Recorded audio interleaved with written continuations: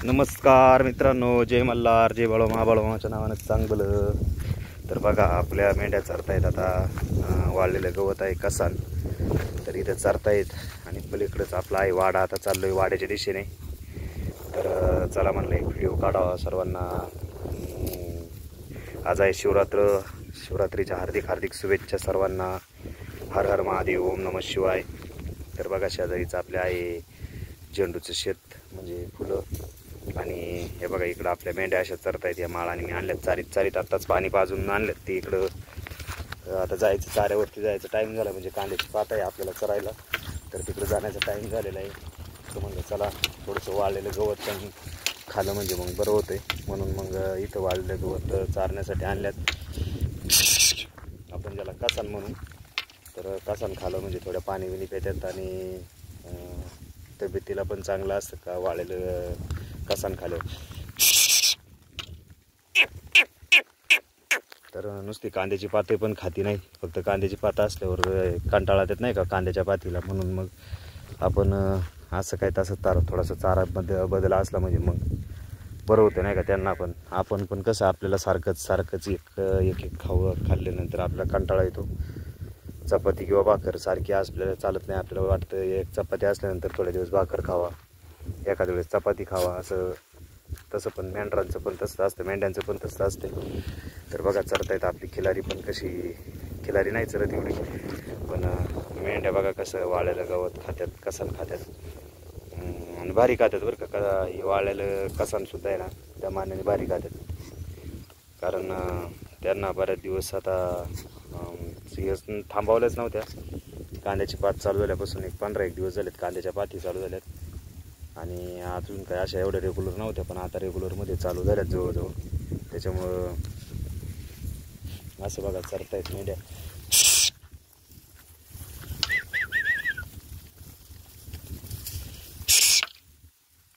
चरतात अशा आणि आपण पण चारतोय.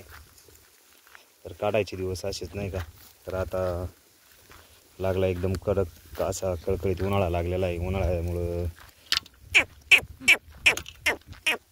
दुपारच्या सावलीला बसावं लागतात 1-2 तास. 12ला पार कडक ऊन पडतंय.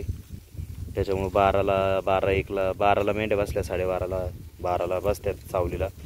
आणि पार 4 वाजेपर्यंत ऊनच असते एकदम कडक. बघा आता पण आहे ना 3:45 वाजलेत, पण ऊन एकदम असं कडक ऊन आहे. त्याच्यामुळं मेंढ्यांना असं काही उन्हात जास्त चरती नाही.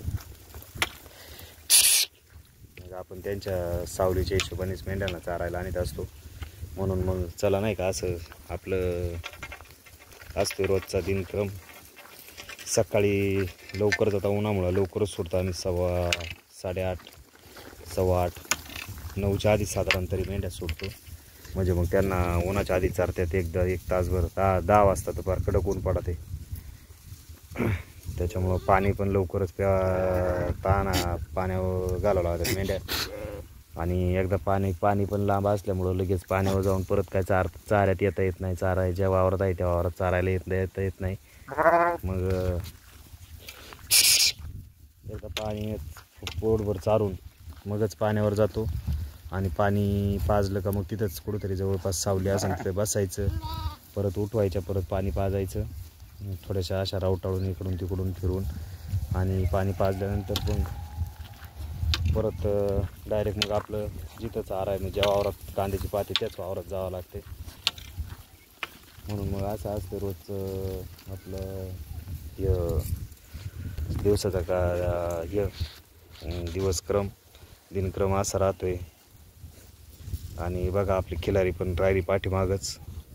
तिला आता उन्हामुळं लय कंटाळा, ती चालत नाही, सारखी अशी पाठीमागच राहते गळत.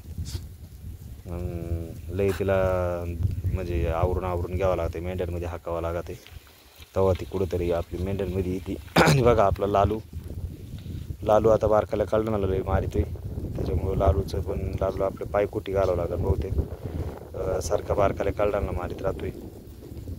आणि त्याने दडकीने बघा एक शिंग पण मोडले इकडच्या बाजूचं. बघा इकडच्या बाजूचं जावळ्यांसंग बालिंग्यांसंग दडक खेळून शिंगसुद्धा कट झाली एक आपल्या लालूचं.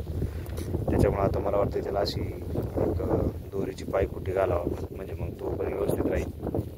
तर चला मित्रांनो, थांबू याच ठिकाणी. तुम्हाला कसं काय वाटतं व्हिडिओ सांगा. आज आहे शिवरात्री. हर हर महादेव.